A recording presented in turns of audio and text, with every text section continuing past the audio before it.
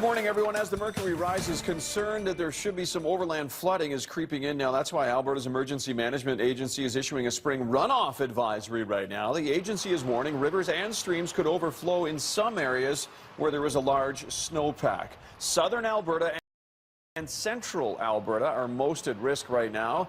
Now, this is something that happened, you may recall, in the Medicine Hat area back in 2010 when a rapid snowmelt triggered a flood. Agency officials say over the next several days, water levels will rise in smaller creeks, adding there is a possibility of flooding in some adjacent low-lying areas. There is no significant water level rises expected in major rivers. Here in Calgary, the quick melt is evident everywhere. Huge puddles of water where catch bins are blocked by snow and ice. Crews are now responding to some 1,200 calls. About 100 of those calls involving property damage because of all the water that's pooling right now. The city prefers that you do not clear drains yourself. Instead, you're being asked to call 311. But one Hillhurst man we spoke with didn't want to wait. Apparently, this catch basin freezes up every year, and every year we have the same problem. So I just figured I'd be a little bit proactive because the temperatures this week are supposed to be high, so it's going to melt.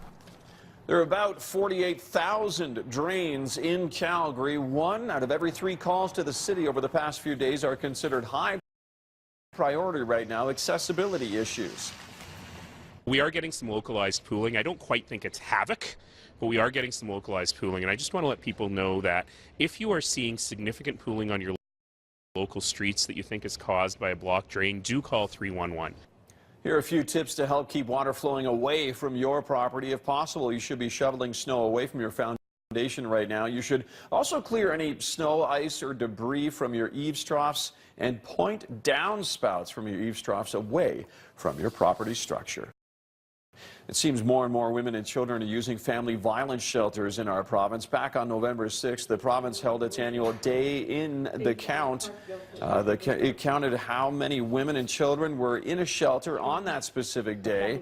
The numbers are staggering here. 41 of Alberta's family violence shelters served 926 women and more than 1,100 kids. On the same day, 99 women and 97 children could not be accommodated.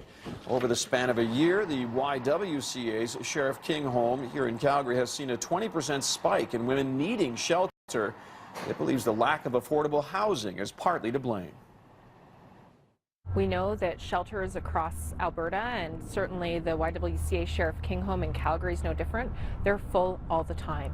And for women and kids who are finding themselves in a situation where their relationship has become so dangerous that they're needing to access shelter, I think it's absolutely fair to say that's a crisis. This past Sunday, the Sheriff King home providing beds for 18 women and 22 kids. Alberta's opposition parties want to know how the Redford Conservatives can celebrate an operational surplus when there will be a multi-billion-dollar deficit in 2017.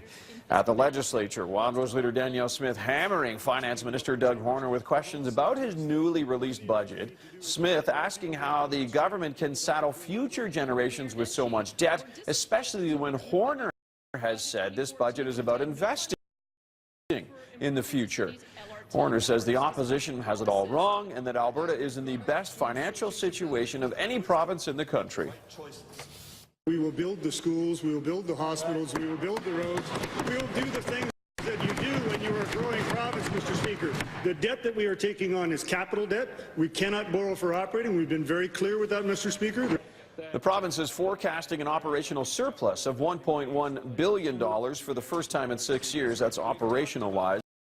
This year's budget is also projecting $21 billion in debt by 2017, most of that borrowed money for roads, schools, and hospitals.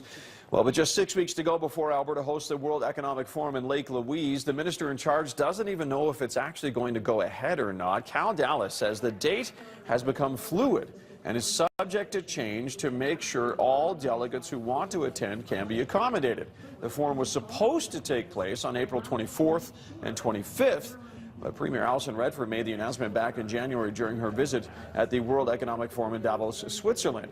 Dallas says the event could still go ahead as planned. The Wild Rose says a government insider leaked information that shows the forum has been canceled.